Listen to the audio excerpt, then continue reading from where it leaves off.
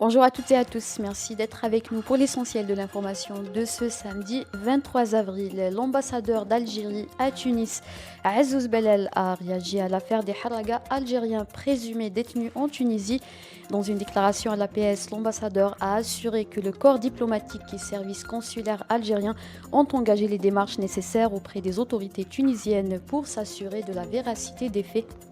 Plusieurs familles en effet ont reçu des convocations pour se présenter au tribunal d'El Keuf en Tunisie afin d'assister au procès de leurs proches détenus dans les prisons tunisiennes.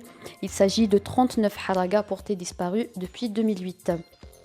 C'est officiel, à partir de la rentrée scolaire prochaine, les élèves du secondaire pourront étudier la filière des arts. Un arrêté ministériel publié le 14 avril dévoile les modalités de l'application de cette mesure. La filière sera ouverte tout début de la deuxième année de l'enseignement secondaire général et technologique.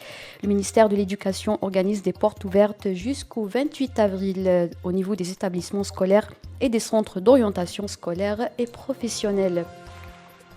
L'ancien sélectionneur de l'équipe nationale de football, Rabah Madjer, comparaîtra le 12 mai prochain devant le tribunal Sidi Mohamed à Alger. Rabah Madjer est poursuivi pour acquisition illégale de pages de publicité accordées par l'Agence nationale d'édition et de publicité pour son journal sportif El Beller. L'ancien sélectionneur national aurait perçu 30 milliards de centimes au titre de la publicité étatique. Au Niger, les forces spéciales européennes basées au Mali vont être redéployées sur le sol nigérien. Un projet de loi sur ce redéploiement a été adopté hier au Parlement après avoir été adopté en mars au Conseil des ministres. Il s'agit des soldats français de l'opération Berkane et forces spéciales européennes Takuba qui sont actuellement au Mali dans le cadre de la lutte antiterroriste au Sahel. En Guinée, le président Alpha Condé, renversé par un coup d'État militaire en septembre dernier, a été remis en liberté. La junte militaire l'a annoncé hier à la télévision nationale.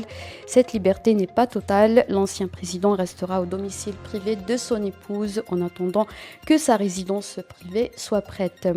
Enfin, en Tunisie, les prochaines élections seront supervisées par une instance dont les membres seront nommés par le président Kaïs Saïed.